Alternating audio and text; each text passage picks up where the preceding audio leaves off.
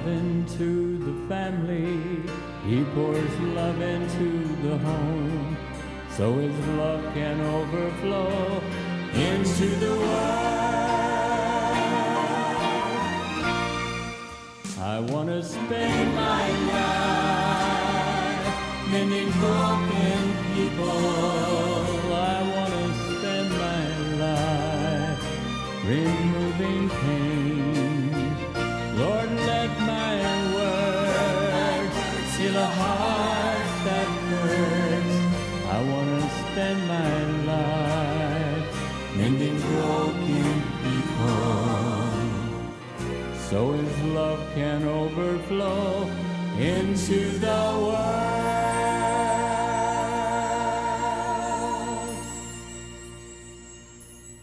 God bless you, and welcome back to Three Angels Broadcasting Network. And thank you so much for joining us for this very special 2-hour program. You know, someone once said that the Christian should keep the faith, but not to himself. And I think that's what this program is all about. You know, the Lord has given us such great counsel. He has given us such great wisdom that we have to share it with you. And that's why we do programs like the one that we're doing tonight. Our special guest for our first hour is Dr.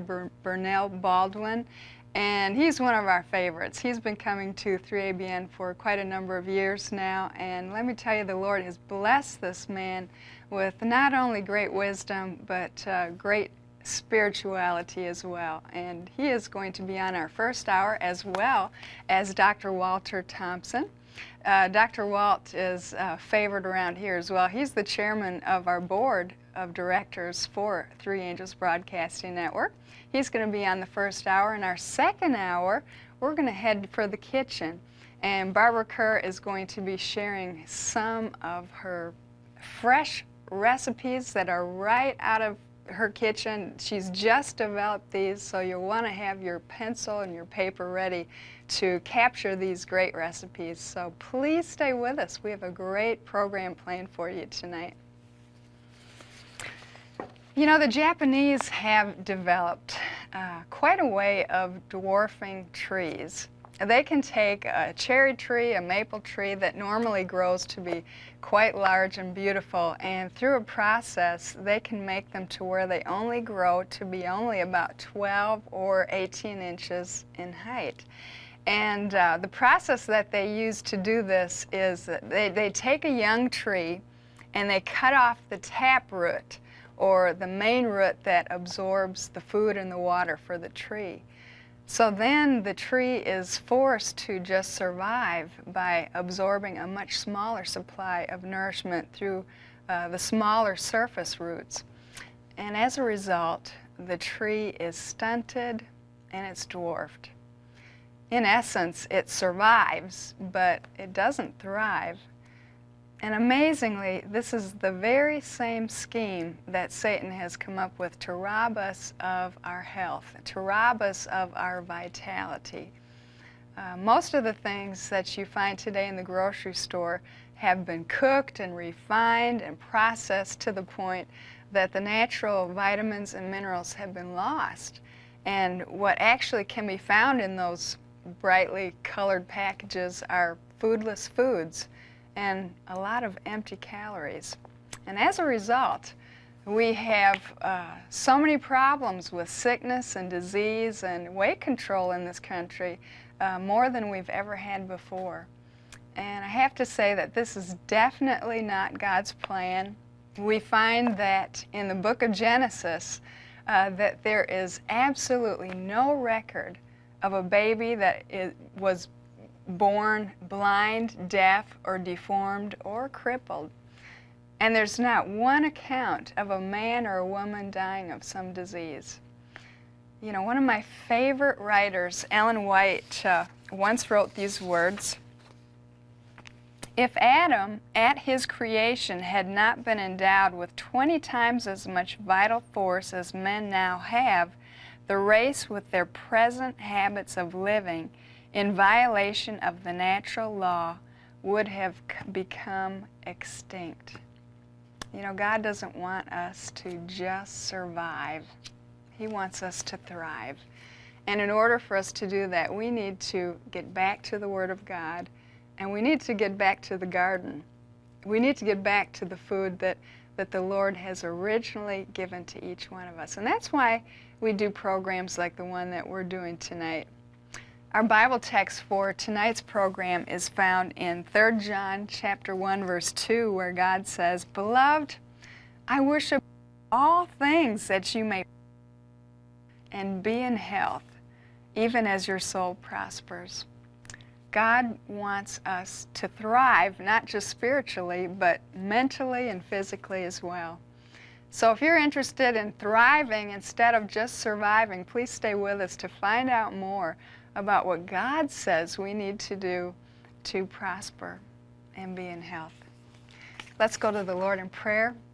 Father, in Jesus' name, we just come before you today, once again thanking you for the messages of your word that set us free in so many areas of our lives. But since we're talking about the area of health tonight, Lord, we especially want to thank you for your counsel and direction in the area of health. And I know, Lord, there's probably many people watching this program tonight who have some type of physical problems. I pray, Father, that through the words spoken in this program tonight, that you will set many captives free according to your word. We just dedicate this 2 hours to you, Lord, and we're asking for miracles to be done. Thank you, Lord, so much for hearing us and answering us just now. Amen. Aren't you thankful that the Lord Jesus Christ is patient with all of us? You know, we can carry on with our lives, we can stumble, we can fall, but He's always there to pick us up, to dust us off, and to set us on our way again. And here at this time, we're going to be blessed by a special song. I think it's a familiar song that's entitled, "He's Still Working on Me," and it will be sung by the special men's group, Christian Edition. Listen as they sing.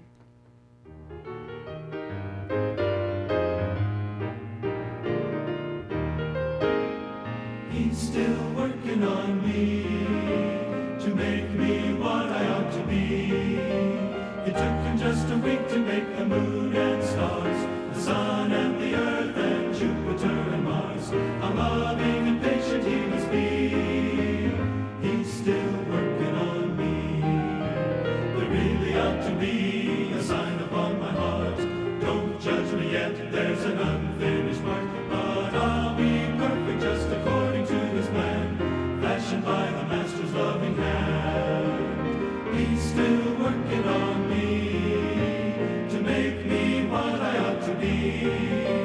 It took him just a week to make the moon and stars, the sun and the earth and Jupiter and Mars. How loving and patient he must be. He's still working on me. In the mirror of his word, reflections that I see make me wonder why he never gave up on me. But he loves me as I am and helps me when I pray. Remember, he's the potter, I'm the clay. He's still working on me to make me what I ought to be. It took him just a week to make the moon and stars, the sun and the earth and Jupiter and Mars. How loving and patient he must be. He's still working on me. He's still working on me. He's still working on me.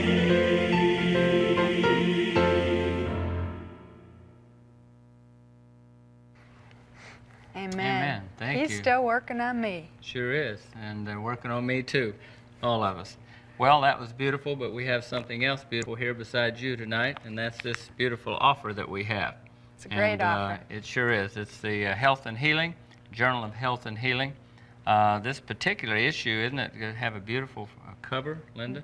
The flowers and greenery and the water and all of that. It says, Diet and the Brain, building the brain instead of losing it. I think I better read this. How about you? I think we all need to read I think we better. Well, speaking of the Journal of Health and Healing, we have someone who's very much involved with that. Yes, And it's Dr. always- Bernal Baldwin. And it's always good to have you here, Dr. Glad Baldwin. to be here. And so you've been on 3ABN over the years, numbers of times. Yes. And you've been a help to many, many people, many of our viewers, as well, of course, the people that you meet around the world in your travels. And we're very thankful that you are here. And you'll give regards to your wife, Marjorie. Happily. And so we'll be seeing her probably in the next few weeks. Yes. Now, sitting next to you, we have Dr. Walter Thompson. Dr. Thompson, it's good to have you here today. It's neat to be here. How well do you know Dr. Baldwin? Have you guys known each other over the years? We've been on programs a few times together and see him around, yeah. Well, the reason we're acting this way, this wasn't really planned, but Dr. Walt showed up, so we said, hey, how about running out and doing a program with us?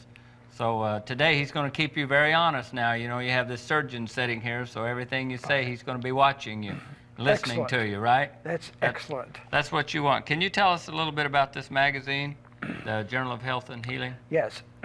This magazine is designed and documented to help people to build the brain instead of losing it.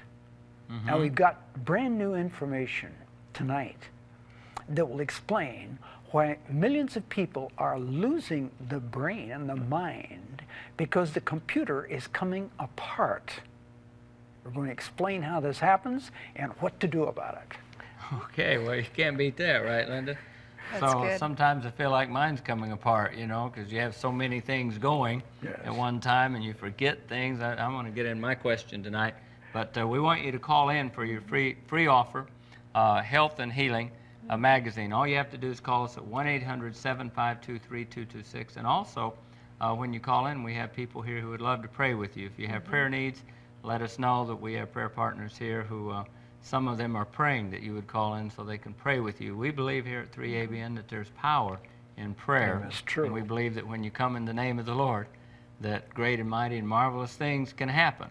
And that God is no respecter of persons. He simply is willing to honor all of our requests if we come to Him in faith without wavering, the Bible says. So tonight, know that you have friends as we join hands together, because the Lord says He wants to supply all of our needs according to His riches and glory through Christ Jesus. And I'm very thankful for that tonight.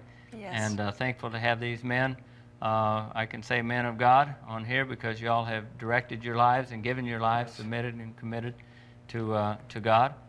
While your wives probably would say that doesn't make you perfect, mine says that, but it also still means that we're men of God in the fact that we are following God and His will for our lives. Is that right? That's right. We have Okay. hope. Wonderful. So this journal, how often does this This come comes out 4 times a year. 4 times a year. And this one we're offering tonight, what's it costing the viewers? Oh, well, the newsstand price would be $3. $3. But are we just giving it away free tonight? Right. Boy, It's isn't it absolutely free. absolutely free? Okay, you can't beat it. You know, there's one thing wrong with that journal. What is it? It's not circulated widely enough. Oh, okay. You know, these people do such a fantastic job in putting together neat information. And what is your circulation? Oh, yes, it's about 3,000. Yeah, see, it should be 30 million. Yeah. Really? Oh, That's I mean, true. this is good stuff, and it's not getting there. really should be. It's fantastic, and we've read them over the years, and so they're wonderful, wonderful journals. We got a little boost last issue, about 15,000. Really? Yes. Okay. Well, wonderful. That's great. It's the right direction. Yes, it is. Going up all the time.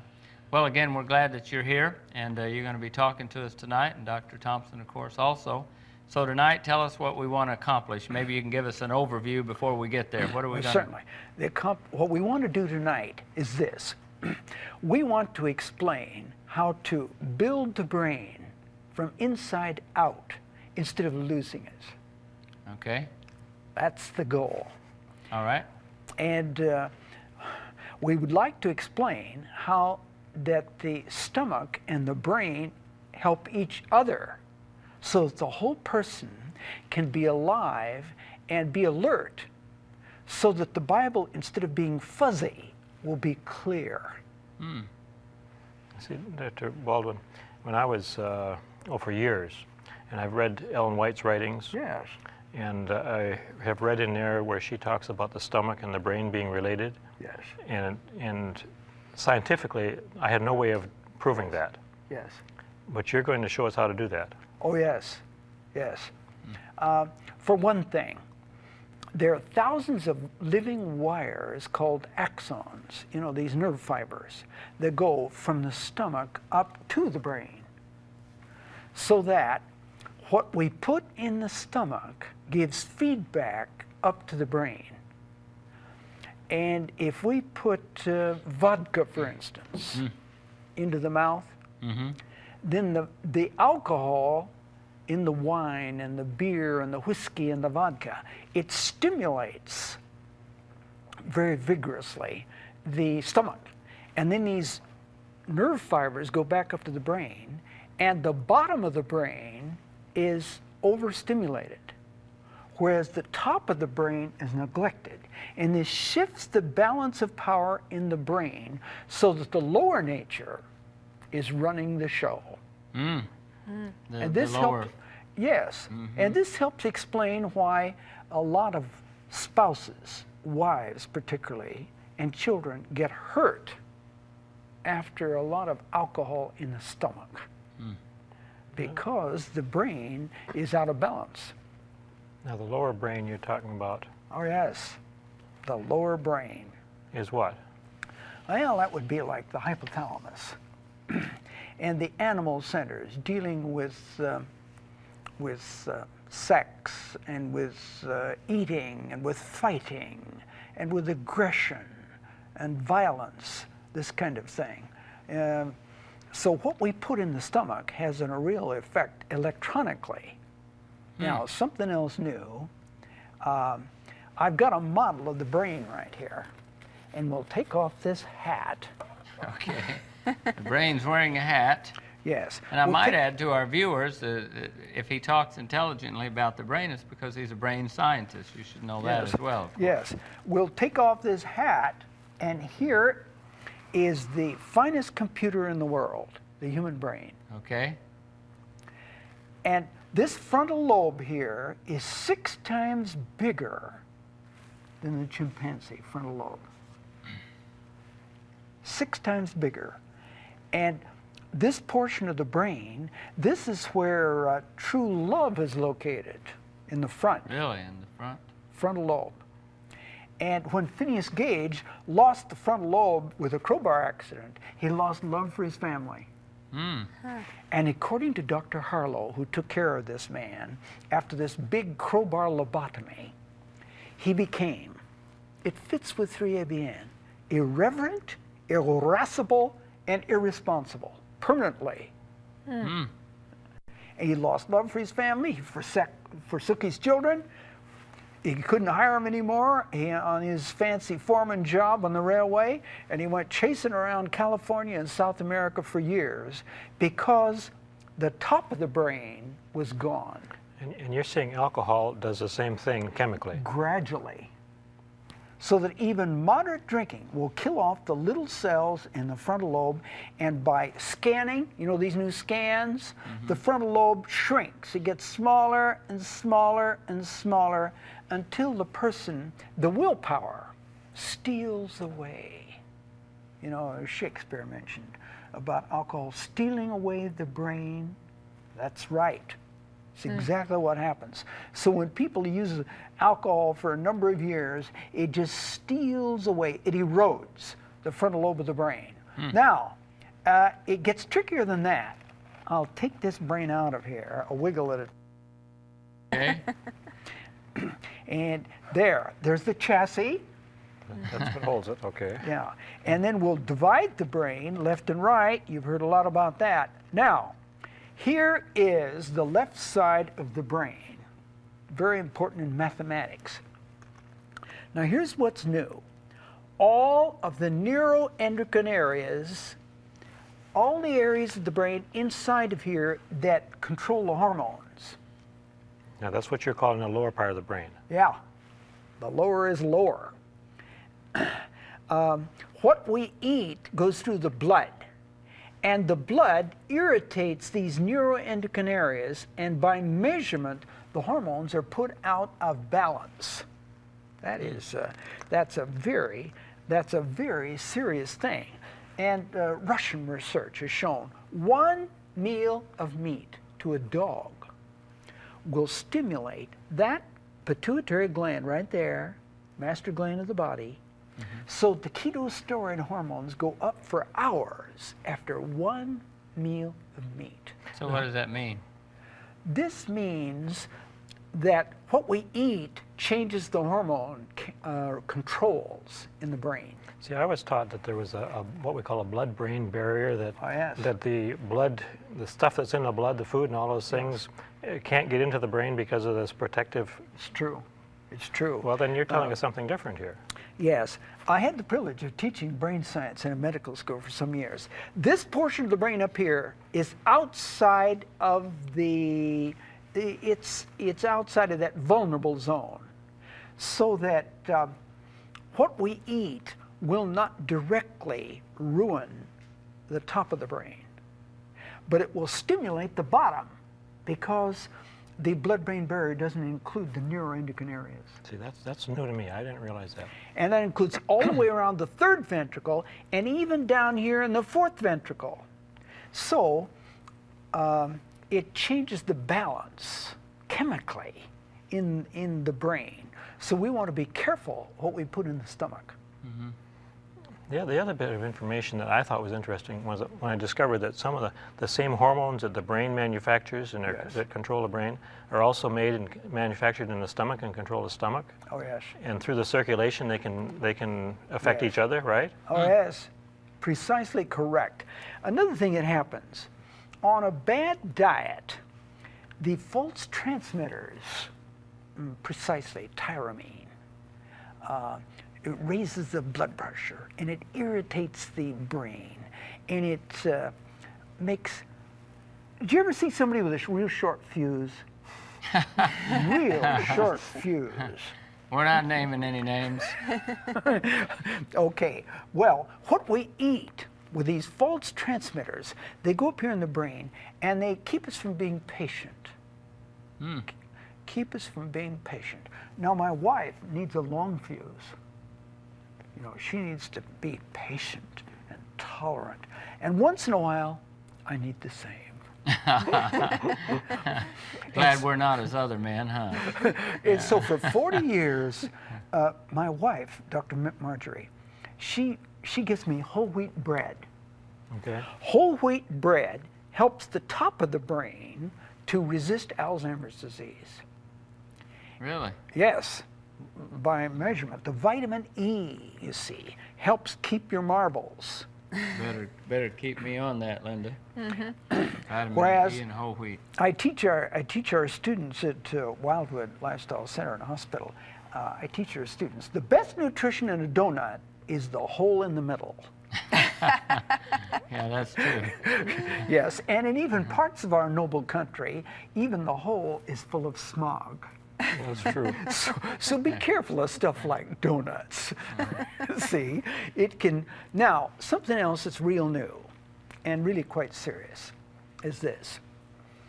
When a person gets older, the stomach gets older too. It's true. And the stomach tends to wear out. And it doesn't make enough hydrochloric acid. And it doesn't make enough pepsin.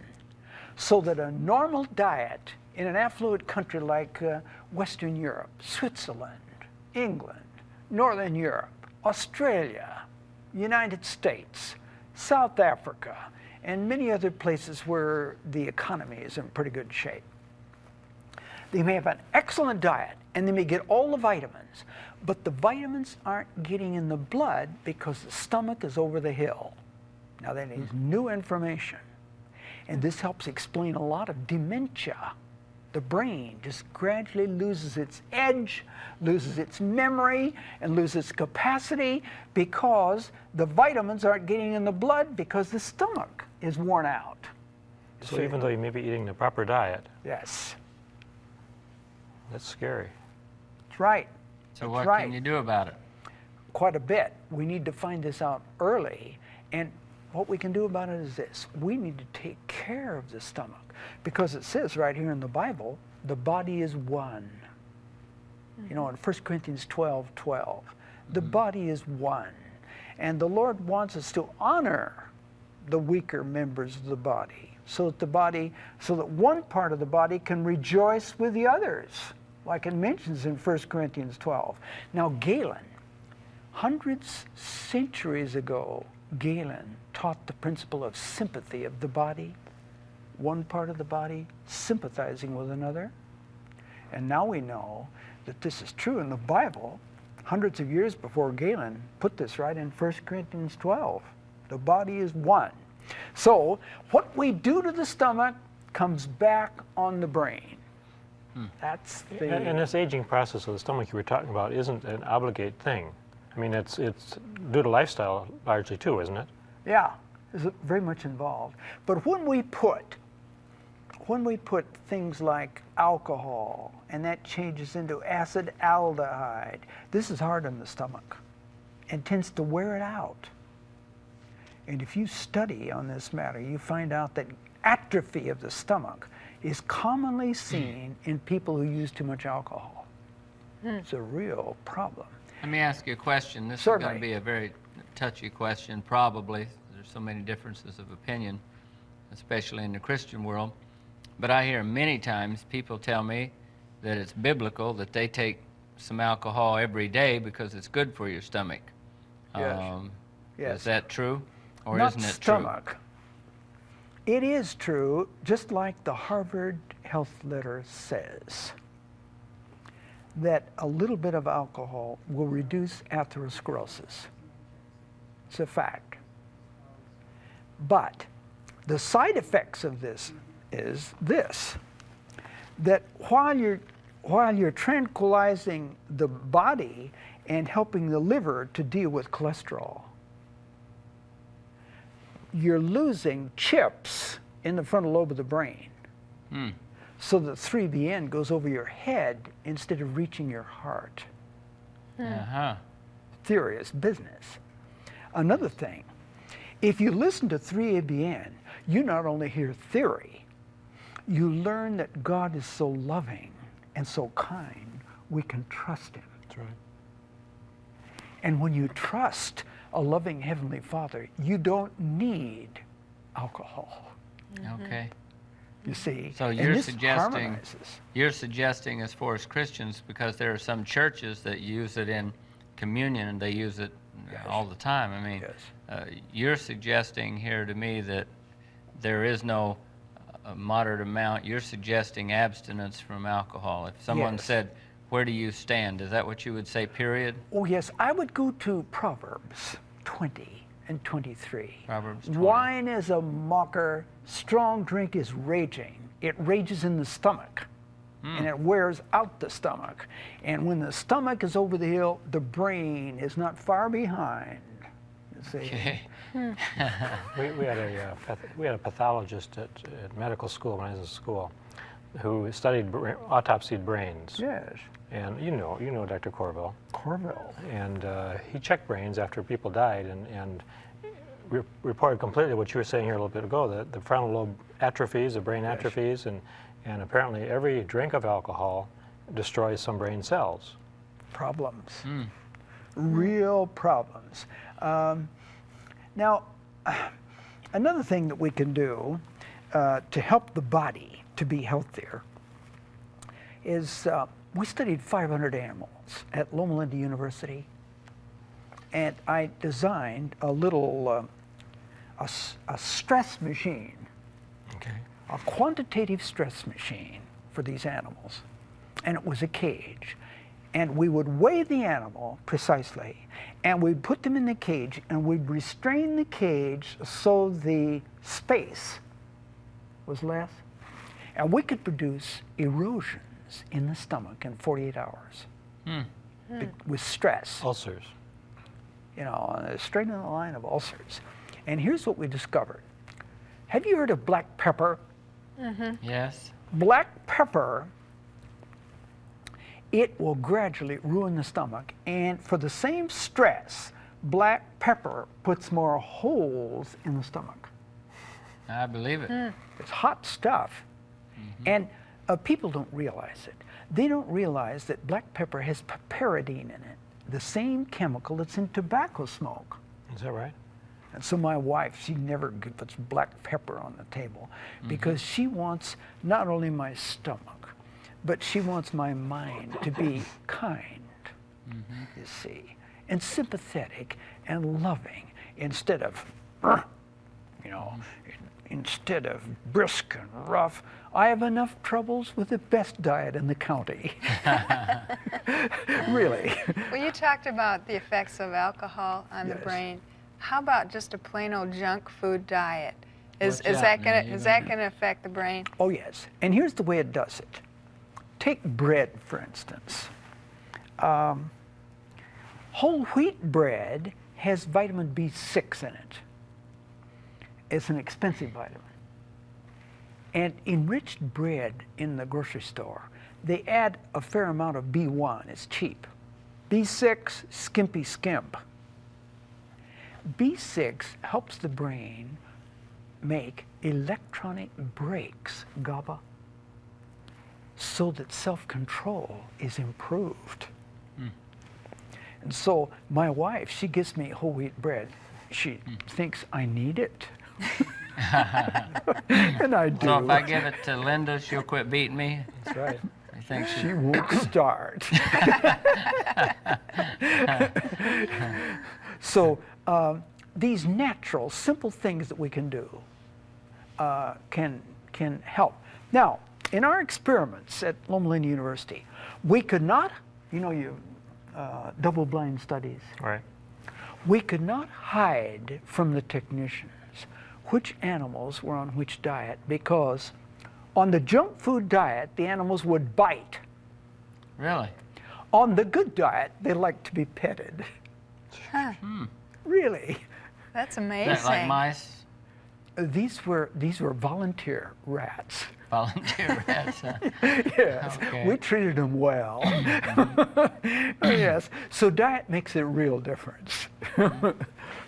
Someone did some experiments out there also with rats in diet regarding alcoholism, alcohol Yes, dependency. Dr. Register, and he measured, well proven, and we were there when these experiments were done. The better the diet, the less alcohol they drank voluntarily. So if one wanted to get rid of drugs or alcohol or tobacco, a diet, the kind of diet we eat would have some effect on that. Yes, yes. And notice the word, some. And when you combine this boost from good nutrition with God's grace and with His love and with His promise, combined with our will, you know, choosing to do what God wants done instead of what the lower nature wants, the combination is a winner. So it's possible to overcome some of those Oh, problems. yes. And so millions of people, one of our students is Nadia Ivanova, is in charge of health concerns for the nation of Russia, 11 time zones. Mm-hmm. And we were traveling with her the other day from Canada down to Georgia. And she explained to us that millions of people in the great nation of Russia have got an alcohol problem. Right. But we've got hope for every one of them tonight. Amen. We've got help. With good nutrition and with God's grace and His power and our cooperation, why, instead of getting this alcohol that destroys the brain chip by chip, and the liver, you see, and the regularity of the heart, why, when we receive the influence from heaven, heavenly, you know, look, the fruits of the Spirit are love and joy and peace. You see, on that program, you don't need alcohol. But you're not throwing, say, Linda termed it as junk foods or processed foods. You're not throwing that in the same gamut or the same arena as you are alcohol and tobacco, or the effects that it has. Does it make that much difference? Because most people, especially in countries like North America, when you go to a grocery store, I brought, speaking of Russia, Julia Ukina, Dr. Ukina here, Yes. took her into Kroger's. She'd never been into a store like that in her life, and just in a small town of West Frankfort, and took her in, and she looked around and she said, "What is all this in these packages. What are all these? I've never seen packaged food, and it surprised me. This was 9 years ago. Well, I mean, that's all you ever see just about here, unless what you get out of your gardens. And I said, what do you mean? And she said, well, all of these boxes and all of these packages, how can that be food? Is that food?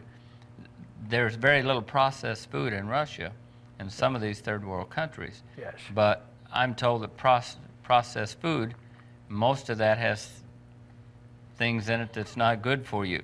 So, how much truth is that? In other words, I go to a store and I buy, let's say, not picking on any product, but let's just say potato chips. Yes. Okay. Does that affect, I realize it can affect my stomach some, but let's just say I overeat and I love potato chips. What does that really do, and how does that relate from my stomach to my brain? Okay. All right. Tricky question, isn't it? Yeah, it's a good question. All right. Now, potato chips. Moderation of potato chips, that's no big deal. One a day, huh? Yeah, one a day. One a day. Every now and then eat a few Potato chips. chips. That's not a big deal. Sure, true enough. A baked potato that your wife would prepare Yes. would be better for you than the potato chips. Okay. But a moderate amount of potato chips is nothing to get into an argument about. But right. overeating, that's another ball game. Here's why. You see this brain? Bremer showed by electronic analysis. The vagus nerves are connected underneath the frontal lobe electronically. Mm-hmm. So when you overeat, the energy goes right out of your frontal lobe into your belly. You don't want that. Overeating. When a person overeats, even 3-ABN might not be too interesting. You might prefer pornography. But can you overeat on good foods? Of course. So, And Esau did. okay. Sure. But moderation is the name of the game. Mm-hmm. So instead of taking an extreme view, we take a moderate view. That the wiser we eat, the better the brain will click. Mm-hmm. Mm-hmm. That's the bottom line on that. But refined foods and junk foods are easier to overeat on. Oh, yes. Not only that, they don't have all the vitamins. And they don't have all the phytochemicals to keep your heart ticking and to keep the brain clicking better. Whole foods for whole people. This is the way to go. Actually, what you're saying, I've read some studies that they've done on people who have gone to prison, Yes. and that they have found that some of these people who have done these terrible crimes, have had similar diets, and Yes.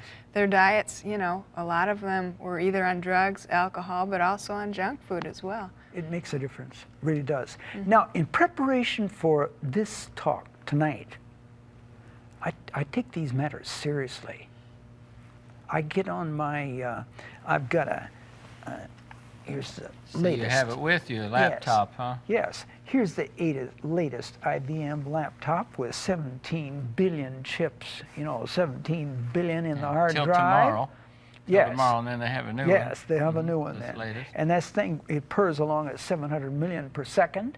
I take these matters very seriously. Mm-hmm. And in preparation for this lecture, I learned from a 4-volume series on gastroenterology. I learned this. Excess salt will help wear out the stomach. I didn't know that. I wasn't taught this. I had to dig it day before yesterday. Too much salt. Too much salt. And particularly when this is combined with strong chemicals like alcohol and spices, hot spices. Uh-huh. And another one is too much hot fluids. I'm not talking about warm. Just hot water. I'm talking about hot. Mm-hmm. And this heat and this high salt. And this information reconciles why in Japan high sodium, high salt in the diet relates to increased cancer of the stomach. You see. Now we can fit this truth together, you see. Truth is a mosaic, not a tangent. And you fit these things together. So too much salt and this black pepper, you see, and this hot food and hot drinks wears out the stomach years too soon so that the marbles start rolling the wrong direction. Okay. Now, Is it possible that, say, when a person goes to the doctor, they might be having problems, will a doctor call this like a chemical imbalance? Oh yes, it can be. Another thing that most psychiatrists do not tell the people is this: you can make a chemical imbalance by imbalanced thinking. For instance, Works both ways. oh yes, you remember the case Saul. Saul was tall and handsome. You remember, and you remember how he chased David for years. And you remember, he was famous for getting angry. And he would get so angry, he would take a javelin and he would throw it at David. And it would go through the air, and David would dodge. And it would stick in the wall. And he kept doing this kind of thing. He lost control of anger. And then, after a while, he did the same thing with his son, Jonathan. Remember? Okay. He developed chemical imbalance internally to such an extent he went insane. This can happen. So it's not just what we eat, it's what's eating on us. okay. How we deal with life. That's a big point. Okay, it's not just what we eat, but what's eating on us. Right. And that's why we say that, and I've heard you and others say, and Dr. Walt, Yes. and probably every person from the medical field we've had here has agreed. A lot of times, y'all don't disagree when I say y'all. I'm talking about the medical profession, like all ministers don't agree theologically. Certainly. But one of the big, I guess, disagreements, should I say there's differences of opinions, is on, for instance, eating. Yes. Because some doctors will come and say things like, Yes. well, I've had them. We've actually had some here. I don't want to name names. Sure. But they just say, listen, this is stuff, don't worry about it. It doesn't make that much difference because you're going to go out and your energy. I had one doctor say, just put it in there. You're going to go out, and if you walk and exercise, it doesn't have time to do all of this. But you come here and you make it sound, and Dr. Thompson does too, you get so intricate in all of this. You're telling us that it really is important. Oh, yes. What we eat. I mean, and go to your family doctor, Dr. Walt. You know that. We've talked to, and I'm sure you meet people in your profession, and I'm so amazed by that because they'll come to us, and Linda and I, and I'm almost ashamed to talk about it, but we talk to people, and they'll be grossly overweight. They'll be having heart problems. We'll say, well, I went to the doctor. What did he do? Well, he put you on this drug. Yes. Well, he's got me on this high blood pressure medicine. We say, well, did he talk to you about, your diet? And he said, well, no. I asked him about it. He said, that's a bunch of baloney. Don't worry about that. Yes. There's two comments I need to make, Danny. One is that it gets frustrating as a physician because people usually don't do what you advise them to do anyway when it comes to lifestyle change. Okay, that's the other side of the coin. Yeah, that's the other side of the coin. Okay. The other point that I wanted to make is that if we're physically active, we can use a lot of things, burn up a lot of calories, and use a lot of things that if we're sedentary we don't have. So a person who's out physically active every day doesn't have to be quite as careful with the amount of fat he gets in his diets and Cover those some things. of your sins, exercise. Well, you burn up a lot of calories, and you need those calories, and they don't have to be quite as intense as it would be otherwise, I think. Yes. I just like to observe, and I learned this from George Vandeman. Every meal we eat is a vote for the higher or the lower nature. I like that. Boy. And this is true. And this illuminates the dramatic difference between Daniel and Nebuchadnezzar. See, Daniel, he was a vegetarian. And he fed his body on good food, and his mind and his soul on God's word. Now, does the Bible say Daniel was a vegetarian? Oh, yes. Well, it says he asked for, the newer versions, vegetables to eat in Daniel 1. very plain. Right, because so many people, if you tell them you're vegetarians, they act like that's the strangest thing in the world. You mean there were vegetarians back Oh, yes. as far as Daniel's Yes. time? Elephants. All the way back to Adam and Eve, even. Yes, Linda. Okay. In Genesis 1. And elephants. They used to make fun of me in the Army. I went all the way through the Army, clear to Italy, and back again as a vegetarian. They used to make fun of me briefly. Briefly. Yes. It didn't last. And I said, consider the elephant. The elephant is a vegetarian, got a barrel of the reddest blood in the jungle, and the memory of an elephant is so good that in Berlin they studied them, and they gave them 12 complicated visual patterns to the elephant. 18 months later they tested them, and the elephant still knew 9 out of 12. Now, if my students would do this work, I would think I was really succeeding. Horses are vegetarians too, and they also can have pretty sharp memories that are amazing. A trainer told me a horse got hurt at a particular place, really took a bad fall by a creek, a certain spot, when he was like just 2 years old. They sold that horse. He was gone for 11 years, came back, and they were riding this horse. They said he was a perfect animal, and he came right to the spot where he got hurt, and he just lost his head and went wild. He didn't get hurt this time, but they said he could ride him anywhere except where that was. And this horse, he claims, remembered where he got hurt. Now, I don't know if that's true or not. No, they have an excellent, they have an excellent mind. Now, there are reasons for this. I learned this. Can you imagine learning something from a lady? I think so. Oh, yes. I do from my wife quite often. Yes. All right. A lady brain scientist in Texas by the name of Dr. Torda, she showed for the first time that vitamin E's will help the top of the brain make acetylcholine. That's the opposite of Alzheimer's disease. Vitamin E helps the brain go up, whereas xanthine from any meat helps the brain go down. Now that's biochemistry, brain chemistry. Now epidemiology. I know the men who discovered this, Drs. Geim and Beeson. They have published in the Journal of Neuroepidemiology in 1993, as documented in that journal right there. Okay.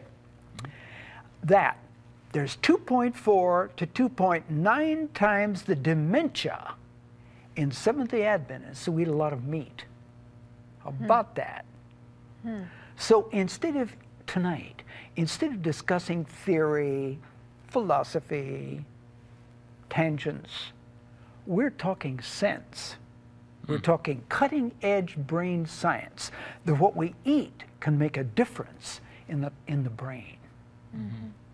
And the Bible says that we are to guard the avenues with diligence to our heart, and that's basically talking about to our brain. And if our stomach there's a direct road from our stomach to our brains, we need to guard that avenue. That's right. And it's very true. Dr. Thompson, you're a surgeon, MD and a surgeon. In medical school, how much of your, I don't know what you took, 8 years or whatever it was you took or more of at schooling. In medical school, how much time was spent on you dealing with patients? Nutrition, telling them how to eat and what they should eat in preventative medicine. I was fortunate because I went to Loma Linda, and Loma Linda has been one of the excellent schools in that way. But my whole biochemistry course for a whole semester was nothing but nutrition. So we had to calculate our own vitamins, what we're eating every day and everything. Okay. We had to calculate it all out. So we had a good education in that. That's a Seventh-day Adventist school who promotes this. What, do you have any idea? Most medical schools 10 years ago were not teaching nutrition. At all? At all. Presently, that is improving, and I think I just heard a month or so ago, I think about 20 or 30% of schools are now integrating nutrition right into their curriculums. And why shouldn't they? Because Thomas Alva Edison said, the medicine of the future will be nutrition. And you see, that's what thousands and millions of people can learn tonight. Right. the medicine of the So future. he had other light bulbs going on besides just the one that, right, that we see in his head. He had some very light. Yes, yes. He sure did. Well, you know, Yes, all of this was a very good point, because if our physicians, if our doctors, you know, really are not educated on Yes. nutrition and preventive medicine, we need to educate ourselves That's right. on We have that, to. so we can That's make right. better choices. Right. We have to. You know, I keep going back, and I mentioned it a time or two before, but Linda's father passed away 61 years old of a heart attack. He went to the doctor, had a cardiologist who was working with it, and with him, and said, well, so much was blocked, and I forget what all the blockages was and how many arteries. So we said, what is he going to do for you? And he said, we went down to visit him, weeks before he passed away. And he said, well, he's just going to watch me. And so we said, well, watch you do what? I mean, what is he going to watch you do? Yes. So, you know, his eating was very poor, so we said, did he talk to you about your eating? And he said, no. And so we said, well, for instance, he was eating a lot of meat and grease and, you know, things that we Yes. knew were bad for. Not only that, and I think tragedies like this happen a lot. And my dad, you know, he had high blood pressure. They had actually diagnosed for him to take 12 aspirins a day to keep his blood thin. And what happened as a result is he started having nosebleeds. Yes. And so his doctor asked him to stop the aspirin totally. And within 3 weeks, you know, he had a heart attack. Amazing. And I just think it's a tragedy because, you know, so many people, and this was the culture that my dad was raised in, and Surely. my parents, and Surely. so he wasn't really educated on, you know, the Yes. natural way of eating and living. But I think it's a tragedy when you put 100% confidence in what your doctor says instead of, you know, Yes. finding out what's really good for you. Yes. I mean, we're there's just a- amazed that, I guess our point there is we're just amazed that the doctor never ever said to him, now go home and why don't you cut back on some of these things that are unhealthy for you. He told him, just go ahead with life the way it is. Most of my colleagues that I work with every day really don't feel that lifestyle is going to make that much difference. Exercise, yes, but what you eat probably doesn't make that much difference. I mean, there's some variations. There are a few that feel otherwise. In fact, there's a whole emphasis presently being made on integrative medicine and alternative care and things. And this whole group of physicians are now going to supplements and all these kind of things, which I think is maybe not equally as wrong, but the closer we can get to the natural way things are, the better off we're going to be, I think. It's better. Now, for a change of scene, instead of thinking that the stomach is the center of the universe, which it is not, the brain is connected with the stomach. And when the brain has peace and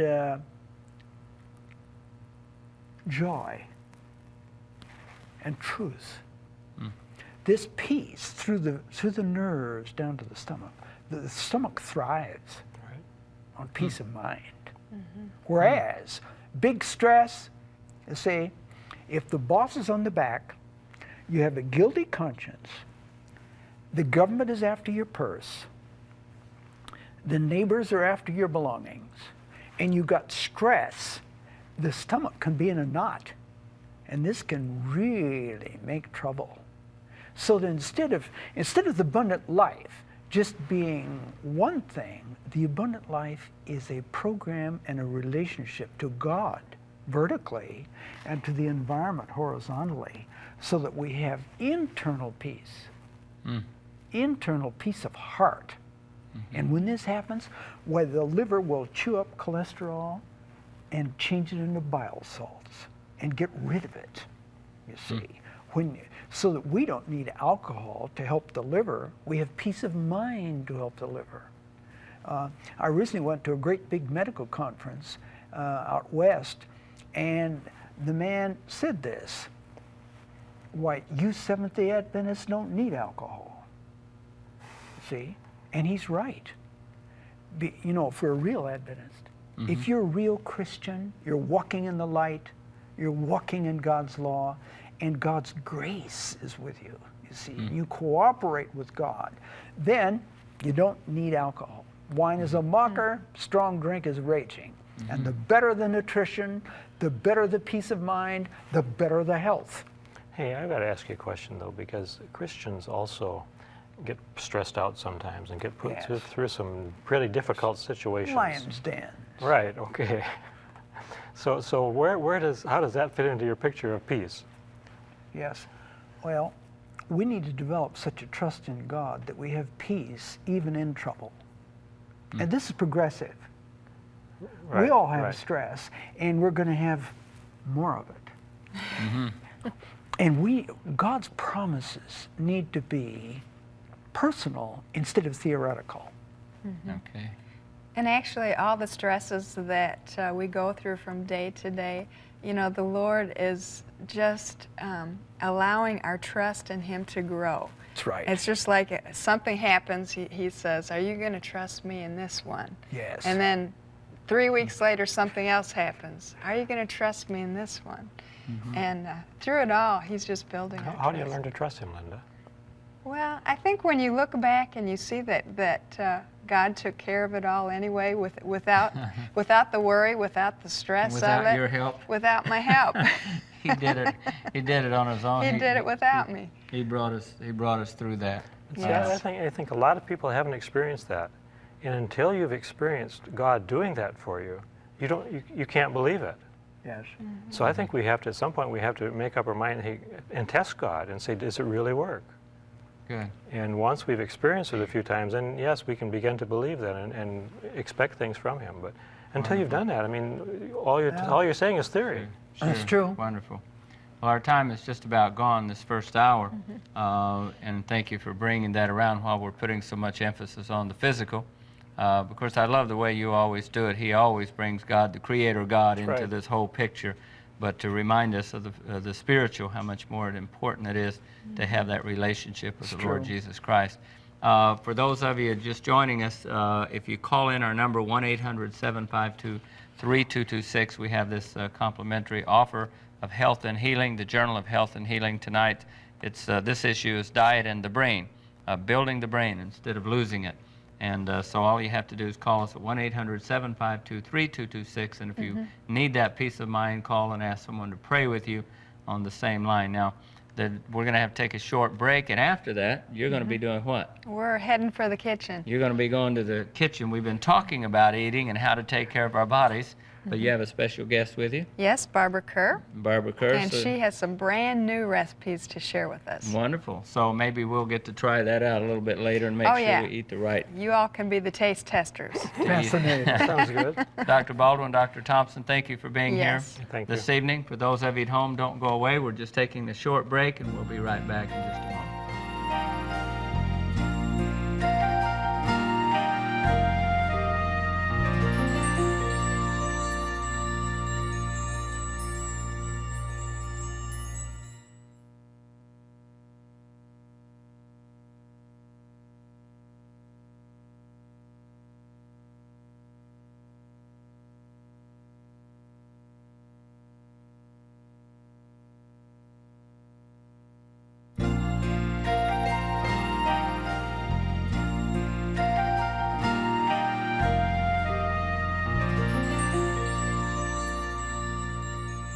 Welcome back, and thanks for staying with us. And you are going to be so glad that you stayed with us when you hear about these recipes that Barbara has for you tonight. And Barbara, welcome back. It's good to have you back to 3ABN. Thank you. And you have an awesome announcement to make. I do. I really do. My cookbook is done. So we And- have it to show tonight. Yes, and let me tell you, it is a beautiful, beautiful cookbook. It turned out great. Oh, the thank Lord you. blessed. I am so excited about it. Tell us a little bit about, because I know this did not happen overnight, and the No. last few weeks have been very busy for you. Tell us about the miracles and how the Lord made this happen. I'll tell you, I just kept praying, God, I cannot do all of these things. Send me people. And every time, Linda, within a week or two, the right person or the right connection would happen. And I just was, and when you look at my acknowledgement page, you will see that it took many people to put this little baby together. But I'm so happy with it that I just feel like I should be doing the cookbook is done dance. You know, it's just, really been born here at 3ABN. There's only 2 recipes in the whole book that have not aired on 3 Angels. Oh, So wow. I'm so excited. Well, let me tell you, the photography is incredible. I've taste tested probably nearly all the recipes in here, so I can really recommend this And cookbook. Linda eats good. She really does. So, but let's show them a few pictures from the book, because we had photography. The book is full color throughout, and of course, that's the cover. yeah, that's from our hors d'oeuvre section. The Valentine, Easter, and this food is all food I made myself. This is the Mother's Day, the camping section. We have the Father's Day, which I thought was particularly nice, and the 4th of July menu. It's our birthday party, the summer soups, the summer desserts. This is our drink shot. We have a Romanian section and potpourri. The breads, of course, they are wonderful. That's Garden Harvest, which we're doing another Garden Harvest tonight. Thanksgiving, and our Christmas. Wow. So. Now, your mom was actually on hand because you had a lot of food to cook my goodness. for this photography. We did, Mom and I did all of the cooking for the cookbook. And you've heard me talk about Mom many, many times. So I want to show you who Mom is. And her name is Joanne Hall, and she lives in Yakima, Washington. And she actually flew out, Linda, while I was still here taping in May. She arrived at my home 3 days before I got home, started cooking. We just went through the cookbook, cooked, froze, cooked, froze, and we did everything. Within about 2 weeks we had everything ready, and then worked like mad crazy. It's the hardest cooking work I have ever done to prepare for the photo shoot. Because it had to look perfect. It has to look perfect, and there's a lot of things that you can only do right then. Like the bread shots, they obviously could not be frozen ahead and stuff like that. So, but it really turned out. Thank you, Mom. You really did a good job. And someone else that I'd like to really thank that made this book beautiful is one of my girlfriends, Jan Asher Dolph. She also lives in, she lives in Walla Walla, Washington, in College Place there. And Jan did the editing for my book, and she made it, she worked so hard. She met an incredibly hard deadline. And Jan I know from, we go way back to when we were 11 years old. We met at camp, and then we went to academy together, and she works for Coffee Communications and does religious magazines out there. So she really helped me just in the nick of time, and I could not have done it without Jan. Thank you, Jan. And her friend, who she works with, Judy Anderson, made the colors in the book beautiful. So when you flip through and you see all the colors that are coordinated, thank you, Judy. So they really, everybody worked together to make it look so good. But I want you to know that Linda Shelton, my friend, who is so sweet and wonderful, wrote the introduction for this cookbook. So I want you, when you get your copy, to open up and read the nice things that Linda wrote. So she did. Well, let me tell you, I just appreciate your ministry so much, because there are so many people that they want to feed their families right. They want, when they have people over to their homes, they want to serve their very best. They want it to be healthy, but they also want it to taste good.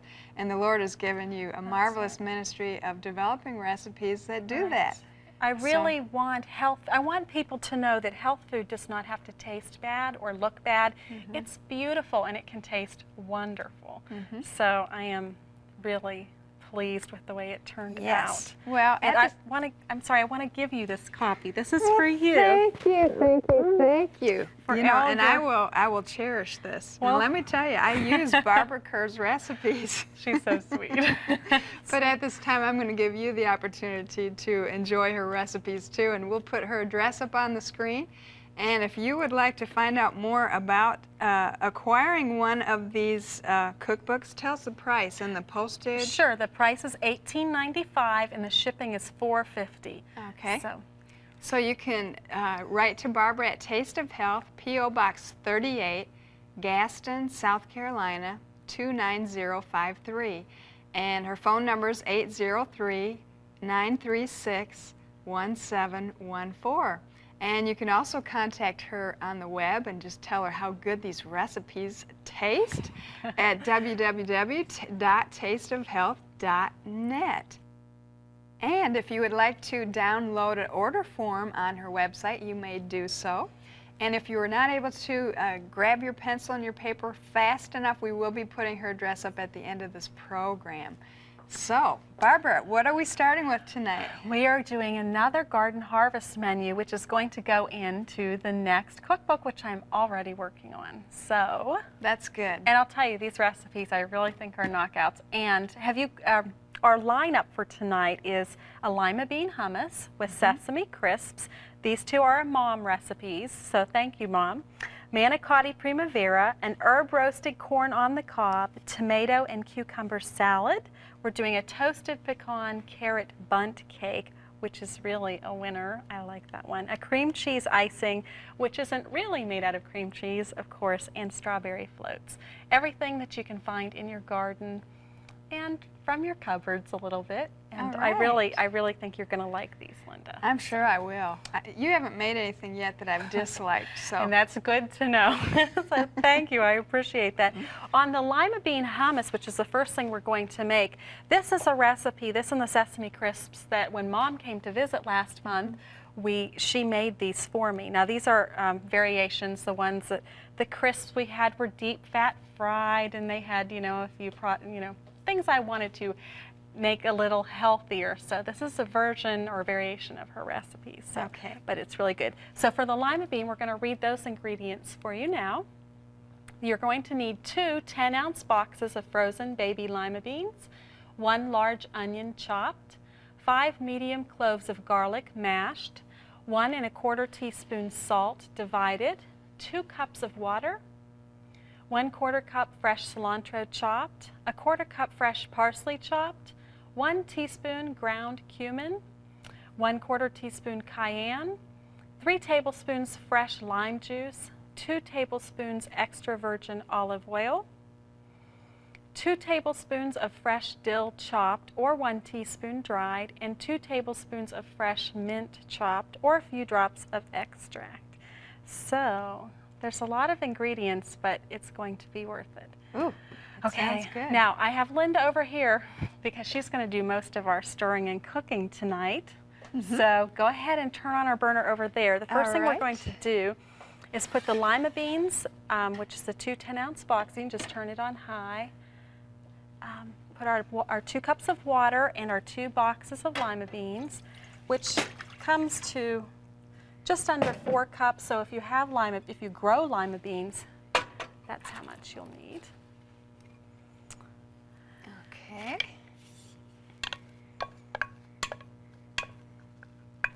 I do know that lima beans are rich in lysine, that amino acid, so I mean, we must have our lima beans. Well, the funny part, go ahead and put our onion in, about lima beans is that I hate lima beans. I really have never, ever liked lima beans. It was the one vegetable, you'd eat and then go outside when you were a little kid and spit it behind the bushes. So but I really did not think I would like this recipe, but the fresh herbs that are in here, it makes it amazing. So that's 1 teaspoon of our salt, and we're going to actually smash our 5 garlic cloves. If you want to hand me my big knife over there, I will show you. Okay, is this the big one? Let's use the side of this one here. It's really big. Boy, that looks dangerous. And I'm going to open it away from me. So you just want to take your knife and hit the side, and you just want to mash it. So you can go ahead and pull our skins off. They come off real easily once you hit it. Do you know, you just taught me something I never knew before. Yes. Wow. So are we just going to You just put it in whole after we pull these skins off. Oh, this reminds me of Bangladesh. When we went to Bangladesh, they would cook big pots of things with, whole garlic cloves in them, and they would eat them whole like that, which is not something we're going to blend ours up tonight. Okay, it's not something we do here in America, but it sounds healthy. Garlic just gives such good flavor. Sure I know, does. you either really like it or you really don't like it. Oh, it's sticking.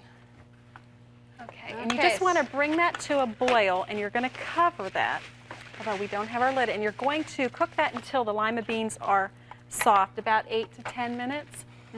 And then after that cooks, you're going to add a 1/4 cup of fresh cilantro that's chopped and a 1/4 cup of fresh parsley that's chopped. Now I've already done that because after you add the parsley and the cilantro, you want that to sit for 5 minutes and just let the flavors blend. Then you're going to drain those juices off. And once the juices are drained off, you have this. And we're going to process this in our food processor. Well, that is if I can get to it here. I have too many things, Linda. Well, this is like a typical kitchen, right? Yes. Get the cupboards. When you cook, you just have to have everything all spread out. Okay. You can go ahead and put our beans in, and then we're just going to add all of our ingredients and process it. You know, this could be dangerous. We might have lima beans all over this counter. Okay. Wait till just we get to the Sesame Crisps. We have sesame seeds everywhere. Now you want it on top of that. Go ahead and put in our, we've got some, let me go down through this. 1 teaspoon of ground cumin, which is here. Okay. And a 1/4 teaspoon of cayenne. Gives it just a little spice. Bill really thought this should be like a Super Bowl party, not for the garden harvest. We need our 2 tablespoons of extra virgin olive oil. 2 tablespoons of our fresh dill. Now I did make it at home with dill weed when I couldn't find dill, and it was still very good, but if you can get it out of your garden or the store, it's just a knockout. And 2 tablespoons of fresh mint, and this again really makes it. And our, I think that's our leftover, yeah, 1/4 teaspoon of salt from earlier. Okay. And I need you to try out my new antique. Linda took me antiquing for the first time back in May. And this was what I got, which was a really cool find. It's an old juicer. And if you've ever used the little hand juicers, you know that when you're doing large quantities of juice, it's not, she wanted to try it out. So Linda's going to juice 3 tablespoons. Sometimes the older things just work better. And they last forever. Yes. So you can just put the lime up under there, straight in the center, and then just bring that down and, yeah, hold on to it. And juice those for us. And we're going to do, you can just... How many are we doing? We're doing 3 tablespoons, so you probably will want to juice all of what we've got there. Boy, that really does a job there. Sure does, and it's so easy. I tell you, there's nothing better than fresh lime juice. In fact, if you see my water jug over there, you'll notice it's got lime in it. Lime. In fact, rather than waste these things, I think I'll toss them in my water. You're welcome to keep them, and sometimes you got to really pop that. They really suction down on you. I'm really glad that, this is a terrible thing to say, but I'm glad I saw this at the store before you did. Oh. Or did you not see this one? Well, you know, kitchen gadgets are not my thing like it is with you, but I mean, I probably would use the standard old, you know, thing. Right, but limes are really hard to put on an automatic juicer or... That's true. Because they're so little, but that's really... Pulls them right out. I think one more, we should have 3 tablespoons. Okay. It's fun though, isn't it? It's kind of stress relieving. Almost like using the chopper. Okay. Now we've got our lime juice. And we've got measuring spoons right over beside that bowl, and we can just... Got one extra just in case. We just need 3 tablespoons of the lime.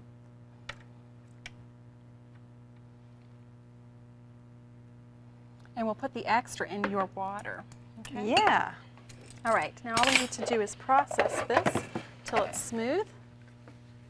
I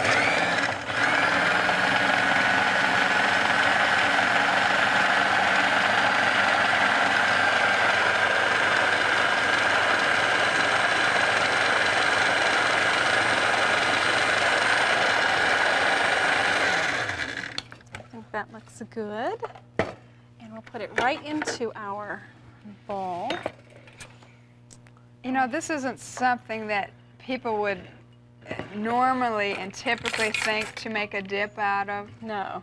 But just think of how healthy, and I can't wait to try it because I know that so good. all the recipes that you do are always fabulous. I was really blown away by the taste of this But I do want you to know that even when I don't like something like lima beans, I still try it once a year just to see if my tastes have changed. So, but this has really sold me. This dip is the best. And we're going to make some Sesame Crisps, and then you're going to have to try it, or someone's going to have to try it. Okay. Okay. So the Sesame Crisps go with this dip. Yeah, you could also get a healthy blue chip or something from your health food store, but the Sesame Crisps are kind of nice with this recipe. So let's put those ingredients up now for you. And Linda, would you read those for Sure. us? This is a really simple recipe. All you will need is 1 cup of sesame seeds toasted, 1 teaspoon salt, 2 teaspoons of milled cane sugar, 1/4 teaspoon cayenne pepper, 5 tablespoons of water, 2 tablespoons of cornstarch, and 6 whole wheat tortillas. Very good. Now to toast the sesame seeds, Linda, all you need is a large skillet. You put them in there dry. You don't need any oil. Just turn it up medium high and wait until they start popping. And once they start popping, you just want to keep moving the skillet and stirring them. They don't get really brown. I mean, they're natural sesame seeds are kind of brown to begin with, but you just want to toast them a little bit. So that's going to be our topping. Go ahead and mix our 2 tablespoons of cornstarch into our water there. It's 5 tablespoons of water. I'm giving you a really little whisk. I think it is adorable. I don't think I've seen a whisk this little before. Wow. It is cute. Okay. And hopefully that will. Now I know why you're having me do this. You're thinking, well, if Linda Shelton can do this, anybody can. Well, you know, I've handed Linda cornstarch and water before, and it had set up on the bottom. Go ahead and make it look easy, and she's really struggling. Oh. And you're going to want to stir that again each time before you put it on. Okay. You're going to dip the pastry brush in. I'm going to do one, then you're doing one. And you just want to coat your whole wheat tortilla. This is going to make it stick without eggs. And I should have mixed this together first. We have our 2 teaspoons of milled cane sugar, 1/4 teaspoon of cayenne, and I need a little spoon over there, Linda, and 1 teaspoon of salt. And then you just want to go ahead and mix that up. That's going to be our fine little seasonings for it. I almost threw this recipe out because the original recipe, you mix the sesame seeds and all of this together, and you used kosher salt, and kosher salt's bigger, and it was too salty. It was awful. And by my 3rd batch, I had sesame seeds covering my kitchen. I was ready to give up. But my husband came home and tasted them and said, oh, these are really good. You know, what show are you doing these for? And I told him I'd thrown them out. He said, no, no, no, no, these are too good. So I made a few more modifications by sprinkling that separately. That worked just fine. And they turned out really good. So I'm glad that they were persistent. So you just want to coat your tortilla. Then you're going to take a pizza roller and you're going to cut it into 8 chips. Looks like a sesame pizza. Yeah. And then just put it on a cookie sheet or baking stone, and you're going to bake that at 350 for about 20 minutes till they're getting crispy and a little browning. And we have some here to show you. Aren't they beautiful? So, and the seeds do stick pretty good. Some of them are going to come off, but for the most part, they will stay on. Oh, it looks great. So, Well, I think somebody needs to try these. I think so too. Let's see. Now we've got 4 camera operators out here, and I'm trying to decide now which one looks the most hungry. What do you think, Barb? Go for it, Linda. Who looks the hungriest? I don't know. Charlie and Tammy look pretty hungry. I think Tammy looks the hungriest. What do you think, Tammy? Ooh, this looks good. Okay. Charlie, you look hungry. Go ahead, grab one. What do you think? Awesome. Good. Really good. Good. Well, I'm going to have to try this myself. Yes, they really. You know, when you see, it's amazing when you see somebody eating, it's like, it just, you know, makes you hungry yourself. It's Okay. good. This is a Now, I way wonder to- if Mom is watching. She definitely is watching. I think she's smiling coast to coast. So she's very proud. So this is a Superb. good Superb. recipe, Mom. Very good.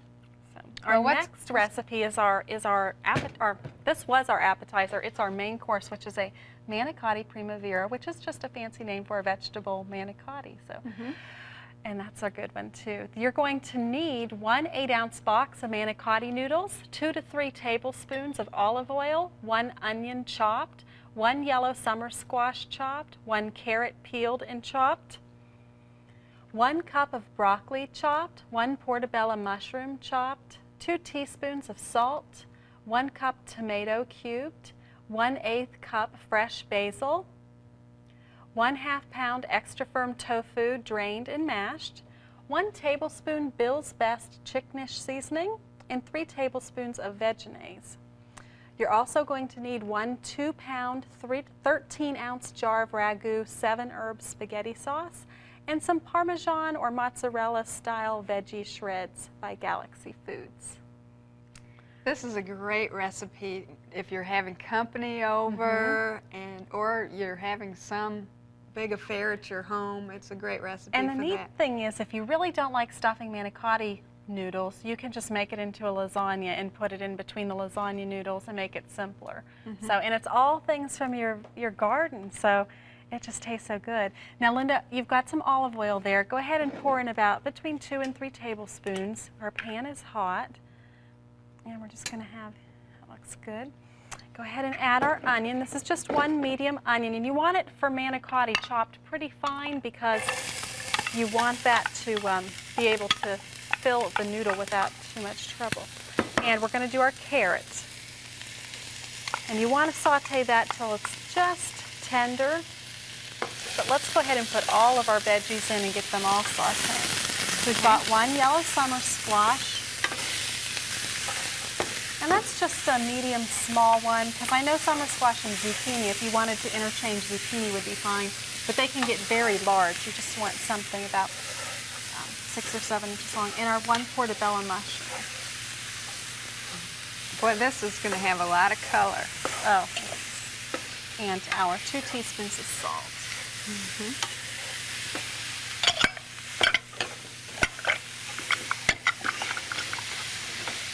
Oops. This looks great. Very colorful. So if you're making lasagna, you can just layer this. Because we're actually going to make a filling. As you keep stirring that, I'm going to make what will take the place of your ricotta cheese. Because what's a lasagna without ricotta cheese or cottage cheese? And most people just don't know what to do with that. So we're going to taking a 1/2 pound of the extra firm tofu, and I've just crumbled it. And we're going to add a tablespoon of the Bill's Best chickenish seasoning. And where could our viewers find that? The chickenish seasoning you could request from your health food store if they're not already carrying it. I also have the information where you can find that. You can call Nutri-Line Foods. And 3ABN also has that on the resource sheets. And then 3 tablespoons of vegetables. This is another one of my favorites. Or your favorite soy mayonnaise replacement. Again, this comes to your health food store. It's made by Earth Island from Canoga Park, California.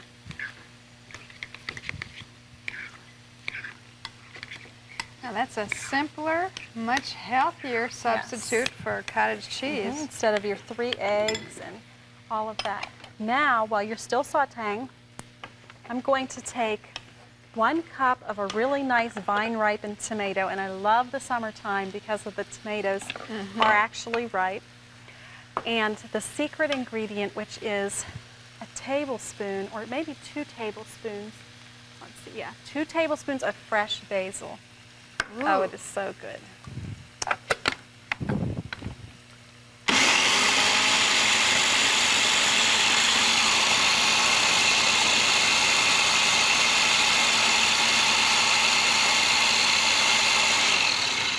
And you just want to puree that. And we're going to add it right to what you're cooking, Linda. I'm going to stir this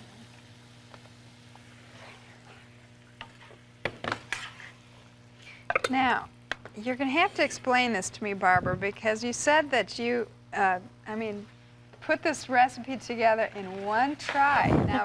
Now, surely you have to really think about these before you actually try them. So how did it happen? Well, you know, when you go to make a lasagna or something like that, you have in your mind about how much filling you need to make. don't you? I mean, as a cook, most people do. Well, I do anyways, but I think people do. So I just wanted to take a lot of different things from the garden, and I knew I wouldn't need a ton of one thing. So I just went to the refrigerator and got out carrots and everything that you have here. I wanted something representing every color. So we have yellow and orange and green and brown and white. And I know that might seem funny, but really when we eat from the rainbow colors, you can be more assured of getting the nutrients that you need. So, and the tomato for red, although you can't really see that, it's going to be more in the tomato sauce. Now go ahead and put our tofu in for protein. But most people don't realize, Linda, that you get protein from the vegetables that you eat. Everything that's plant-based. A cup of oatmeal in the morning has as much protein in it as 3 strips of bacon. And actually, America, well, I should say Americans eat too much protein. We actually need much less than what we eat. Yes, we do. We're seeing our children mature too quickly, which is a cause of eating too much protein. And of course, there's the high-protein diet right now that is really a craze across America that I do not promote. Oh, absolutely not. Very dangerous. Doesn't that look delicious? As a matter of fact, we're going to fill a couple noodles, but I really want you at this point, you can turn the heat off, take a spoon, and I just want you to taste the filling if you're willing to do that. Ooh, well, if we can get it to the right temperature. Right. Might be a little bit warm.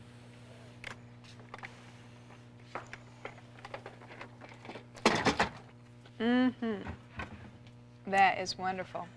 You can That's really very taste good. all of the garden things. Now, you're going to take your 2-pound, and you can use whatever you like. Ragu also makes a garden combination, but the 7-herb tomato is delicious.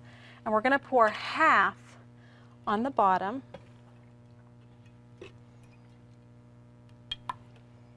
That's about half.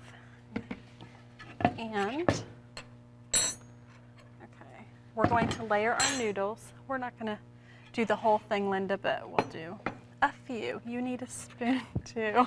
I better rinse mine off. And you're just going to take your filling.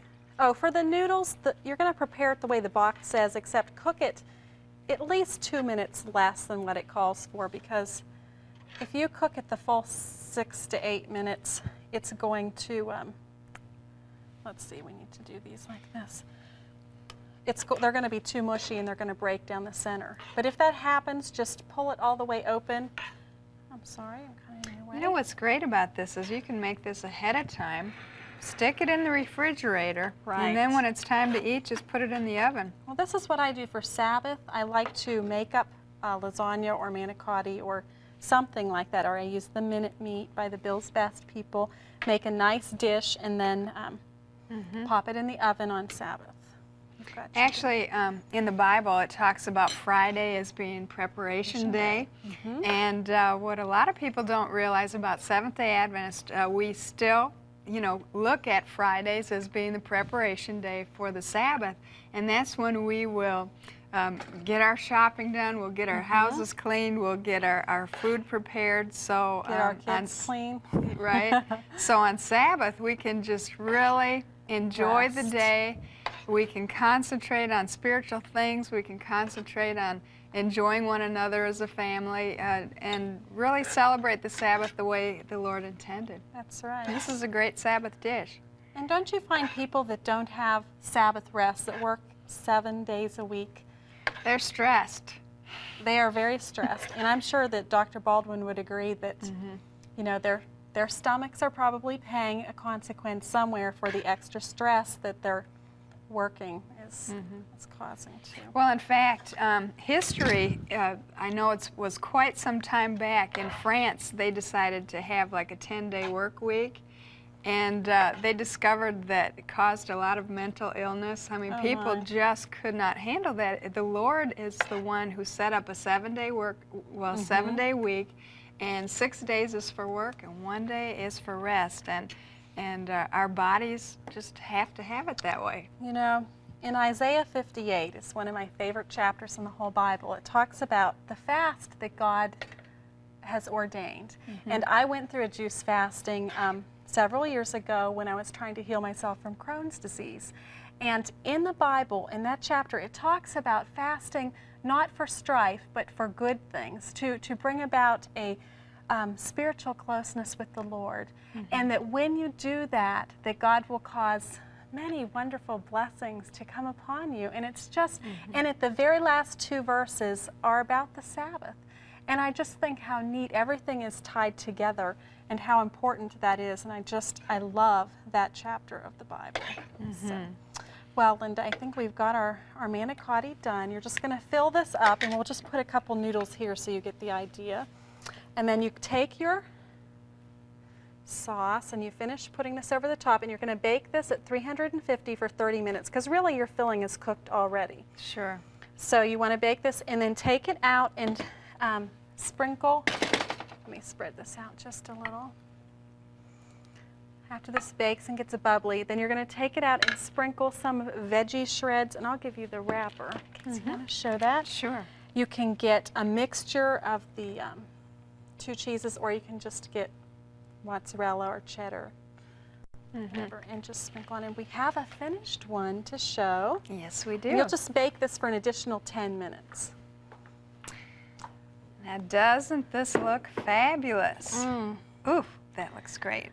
There were 2 extra today at lunchtime, so Claudia and I both got to eat one, and boy, were they good. So, well, at least 1 or 2 of these has my name on it. I know, mine too. So we're off to our next recipe, which is an herb roasted corn on the cob. And those ingredients are, you're going to need 6 to 8 ears of corn that have been shucked, 1/2 cup extra virgin olive oil, 1/2 cup fresh dill, 1/4 cup fresh basil, and salt to taste.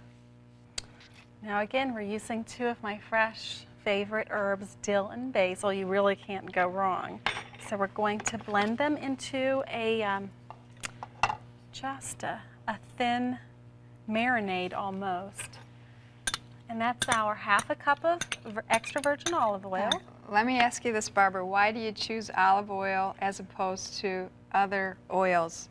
Well, olive oil is very low in saturated fats, although it does have a certain percentage of saturated fat. It's a very healthy oil for our blood vessels, although you don't want to eat in excess of any kind of oil. Right. You really want everything in moderation. So every fat is still fat, which has 14 grams of fat per tablespoon. So you need to cool it on this. But this is still a much better choice for, whoops, sorry. Not yet? You're good. Okay. I just kind of sprinkle. I thought if we put that much salt in, Dr. Baldwin's going to come back and, Whoa. yell at us. Well, that is kind of a lot of salt. Yeah. Well, That's okay. That's okay. I was busy. Okay, we're just going to turn this into a paste.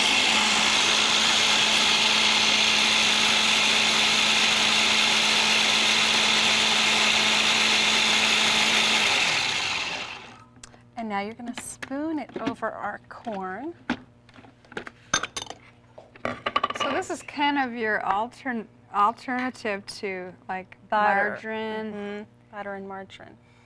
And you just kind of really drizzle it over each ear. And you're going to broil your corn on low for about 10 minutes. It depends on how well your broiler works, how big your corn is. You want it just to start to really cook good. Then you're going to turn each piece over, and then you're going to drizzle with the rest of your remaining herbs. And that'll take about between 10 and 15 minutes to finish broiling. And you want it to start to turn just a little bit brown. And what we do is we'll take a little salt and salt that. I've got to put a little plug in here for our Southern Illinois corn. Have you ever seen corn this beautiful? Yeah, it was so nice. It's really great.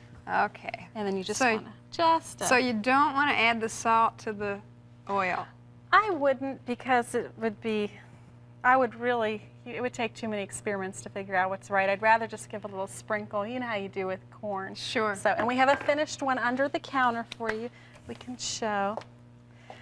And it really tastes delicious. And you bite in with the herbs. Ooh. So well, this that is one looks that you good. can't really make too far in advance. You could do up to here, but you really need to broil it and make it right before you're ready to serve it. So it's a good one. Okay. But Can you now- make this on the grill? I would think so. But if Bill would let me run the grill, I might be able to do that, but he doesn't let me. Thinks it's a man thing. Our next salad is a tomato and cucumber salad, also very simple.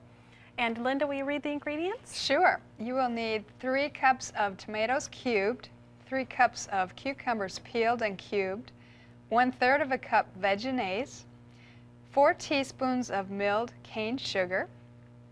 And that's it. Very That's simple. it. Okay. So this is real simple, Linda. I'm going to let you just mix up our beautiful Illinois tomatoes. That's right. 3 cups and 3 cups of cubed cucumber. You don't need to seed either of these. But if you do have really ripe tomatoes, it will make your, here you go, they're right here. It will make them, I was looking for a spoon Oh. for the mayo. I'm sorry, I should have read your mind. It will make your dressing a little too runny, so, but don't worry, it still tastes good. You're going to want to serve this most likely in little dishes, though, instead of on your plate. Okay. And then I'll just put in our 4 teaspoons of the milled cane sugar, and is there a little spoon in there? Let's pull some. Will this do? Yeah, that melon baller. Anything in a pinch. There you go.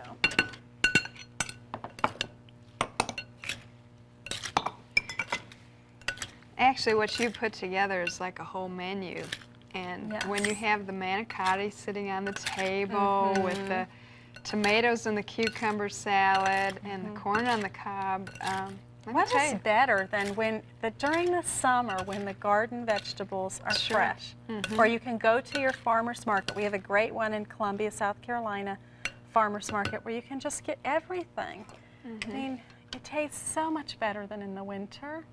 So this is the time of the year to really take advantage of all of these foods and just eat them up. So Yes. our next recipe is really good. It is our toasted pecan carrot Bundt cake. And those ingredients, you're going to need 1/2 cup of water, 2 tablespoons energy egg replacer, 3/4 cup canola oil, 1 1/2 cup milled cane sugar, 1/2 cup lemon juice, 1 1/2 cups whole wheat pastry flour, 1 1/2 cups unbleached white pastry flour, 2 teaspoons Rumford baking powder, 1 teaspoon soda, 1 teaspoon cinnamon, 1/2 teaspoon salt, 1 cup of carrots shredded, and 1 cup of toasted pecans chopped. For the cream cheese icing, you're going to need 1 cup of Better Than Ice Cream by Fuller Life, 1/2 cup soy sauce cream cheese alternative, 1 teaspoon vanilla, 2 tablespoons lemon juice, 2 tablespoons silk soy milk or water, and 1/2 cup toasted pecans for garnish.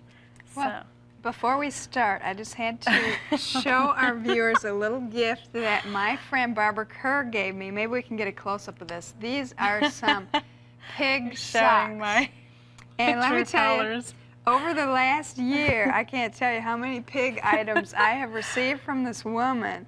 I'm blushing. Tell me why you send me pig things. Do you really want me to tell Yeah. them why? Yeah. Well, about a year ago, was it a year ago?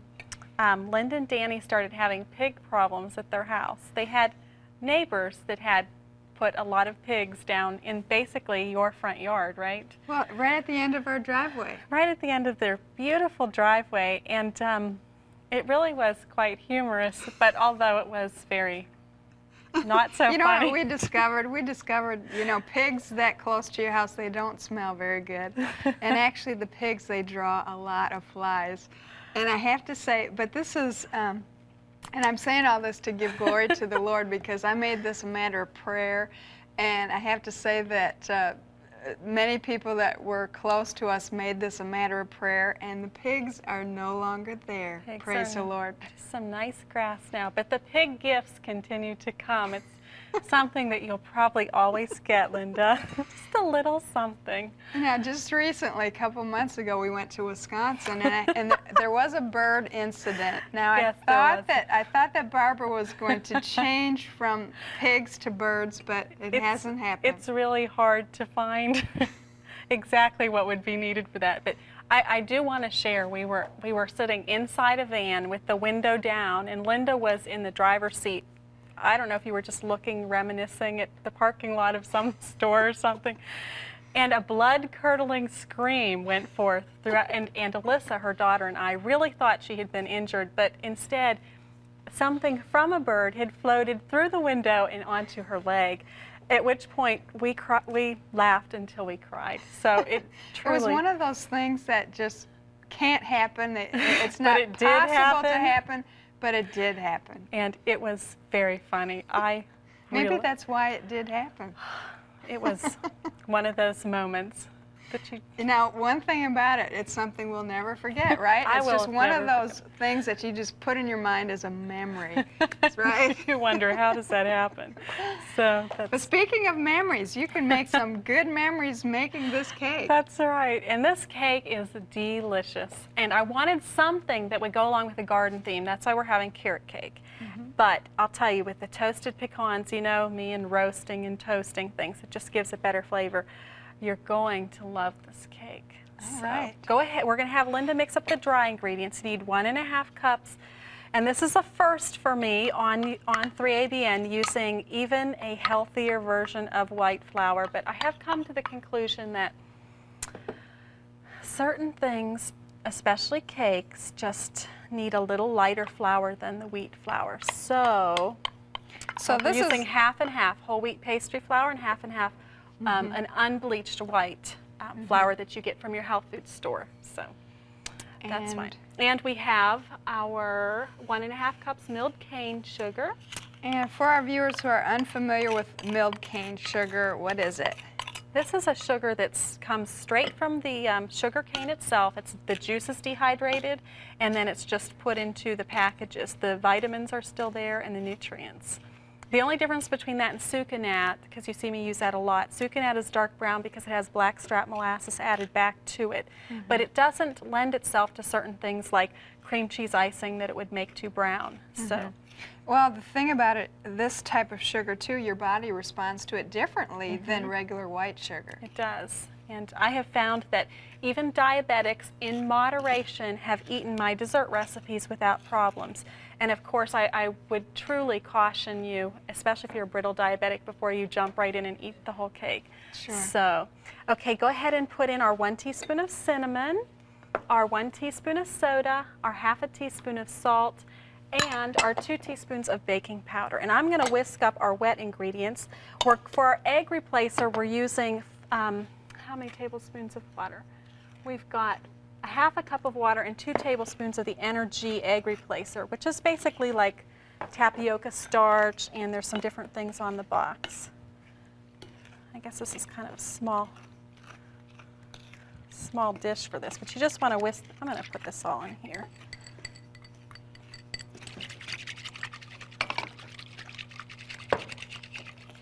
And we have a 1/2 cup, 3/4 of a cup of canola oil. Let me switch to my big whisk. And for our lemon, we have a 1/2 cup of fresh lemon juice that we used our little antique juicer. Okay, you've got that all mixed together?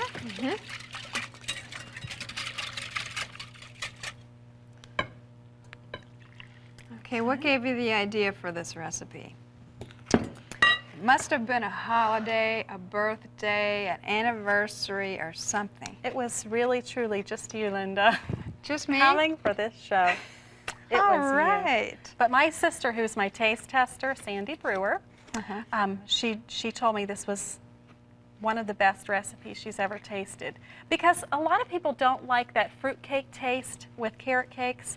And so I left the raisins out and replaced it with the toasted pecans, and it really was a good combination. But I can tell you the first cake I made was a total disaster.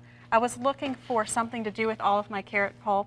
And I thought, well, you know, if a traditional cake takes about 1 pound of shredded carrots, I'm sure that 1 pound of carrot pulp, which really comes from like 2.5 pounds of carrots, would be equivalent. And let me tell you, it is not. That cake never rose, not 1 iota. It was so heavy when it came out of the pan, you could have hurt someone if you had thrown it at them. So Oh. Well, once again, another memory, though. You have to write those down. Now we want to put in and to roast your pecans, just put them in the oven at 325 or 350 for about 20 to 25 minutes. And this is 1 cup. And if you want to use your carrot pulp, I wouldn't even use a whole cup. I know the batter's thick and your arms probably. I mixed this one up earlier. And I thought Hey, that Barbara, it required I have been lifting weights. I'm a lot You're stronger than the kidding. last time you saw me. Yes. How much are you lifting? Oh, about 15 pounds. That's good. But see, if you do that on a regular basis, now this is what I learned about weight training, okay? Yes. Now, if you want to build big muscles, which I don't, you lift heavy weights. Right. But if you just want to get strong, you Right. lift light weights on a repeated basis. So Mhm. that's what I've been doing. So I can handle this carrot cake. All right. I've been doing push-ups a lot lately, and I'll tell you, it does take some muscles to at I'll least say. lift my body. I'll say. I'm Well, trying to, you know, we really do need to do those strengthening exercises and, you know. Okay. Okay, now we're gonna put this immediately into our Bundt pan. And this is actually a stoneware Bundt pan that you're gonna need to, since it's so thick, I'll hold the bowl and we'll kind of direct it in and around. Okay. And we have the oven preheating because I want this to bake right away, and then we'll make the icing and spread that all around. And you're going to bake this at 350 degrees for 50 to 60 minutes. So, And we do have the finished version right here. Isn't it beautiful? It is beautiful. Just lovely. It's so nice. And we're going to actually ice this. So I'm going to Okay. start the icing, Linda. You'll just pop that in the oven. Okay. And I'll stick this down here. Our icing we're going to make in the food processor. And you do not want to make this icing prior to the cake being ready because it sets up very quickly. It has a few odd ingredients, but we're using the Better Than Ice Cream mix by Fuller Life Company. They also make Better Than Milk powders. And that can be purchased at a health food store. Yes. You know, I was talking to my sister this morning, and as I've mentioned before on the program, I was not raised on recipes like this. I was raised in a meat-eating home, and my sister recently, she has an interest in going vegetarian, and she was commenting that with some of the cookbooks, you know, that she's buying out on the West Coast, you know, it's difficult to find the ingredients that are in there. And, Right. you know, especially for somebody who's just starting out, you know, they walk into a health food store, they've never shopped there before, and they see that some of these ingredients, you know, they don't want to really make the investment in them until they've tried them. And I think a lot of people are in that boat. Right.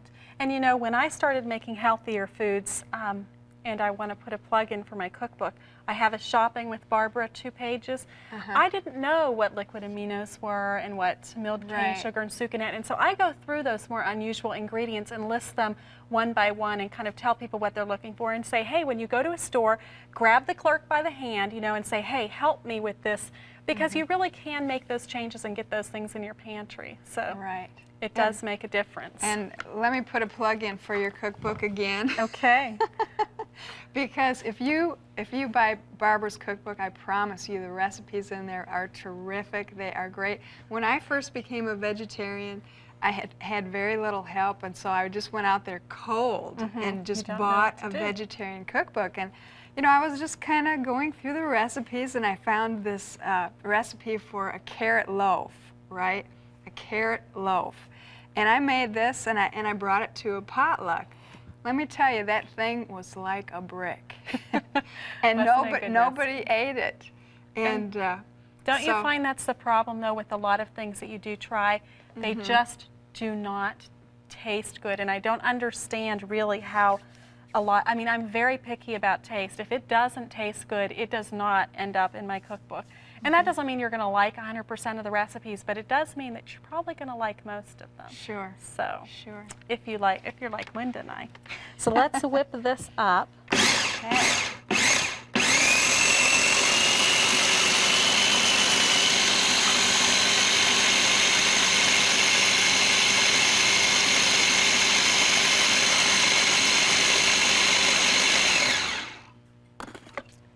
Quick Now, and you are easy. going to want to blend this until all of the sugars dissolve. We're not going to take quite that time today. But let's spoon this over our cake, Linda, if you want to grab a spoon. And because it does set up quickly, you'll want to make sure your cake, and it doesn't matter if your cake is warm, so it's not a problem. But,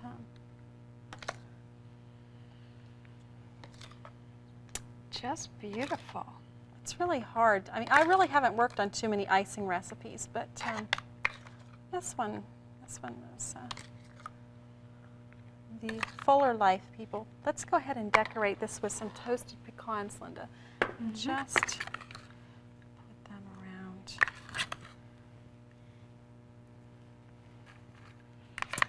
That looks good. You can tell we like to cook. Yes, well, you know, I know one of the challenges is, you know, when you do have an anniversary or a birthday or something special and you want to make a sugar-free dessert, coming up with a good recipe, and this is a great one. It's difficult. And you can put the birthday candles right in on the top. That's right, and we just have one recipe left for you. It's strawberry floats, which can be made as a float or just strawberry ice cream. You're going to need 2 cups of ice water, 1 3/4 cup better than ice cream powder, and 1 pound of strawberries mashed, about 3 cups. You'll also need 1 3-ounce box of Hain Superfruit strawberry dessert mix and 1 bottle of Knudsen's strawberry cider. Now this one's real fast and easy, and the kids are going to like it a lot. And you're going to start out with your a cup and 3/4 of the better than ice cream. Okay, and we'll get a close-up shot of this so you'll know what to look for in your health food store. And then you want to use 2 cups of ice water, and this will, if you're going to put it into a sorbet maker, you can just whisk or mix that up. I guess we're out of whisks tonight. Yes, we are. Let me grab well, I do have a flat whisk. That might help. Let me try that, Linda. Okay.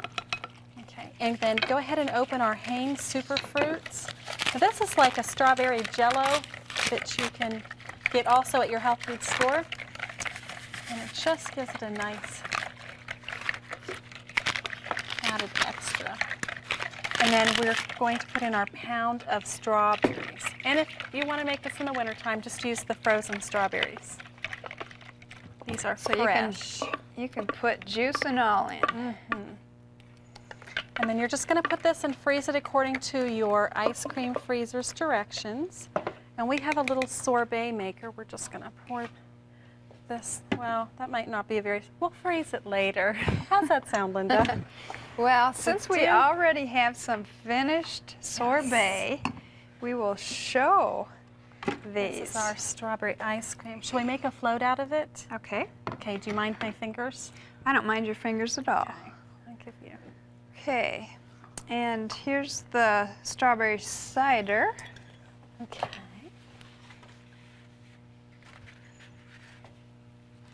Just pour that over. Kind of like root beer floats when you're a kid. Let me tell you that, to me, this looks like a bridal shower. This is very, very... And not everyone's going to be able to find the Knudsen. It's a difficult brand to find, but if you really don't need to do that, the ice cream is fine by itself, but I think sometimes our kids would like just a little something special. So. Yes. Well, let me tell you, that looks beautiful. And at this time, we're going to put Barbara's address up one more time, as we promised. And if you would like to find out more about her recipes, her great cookbook that she has available, write to her at Taste of Health, P.O. Box 38, Gaston, South Carolina, 29053. Phone number is 803-936-1714. And Barbara, once again, thank you so much for sharing you're your welcome. recipes, and God bless you. And until next time, may the Lord richly bless you abundantly more than you could ever ask or think.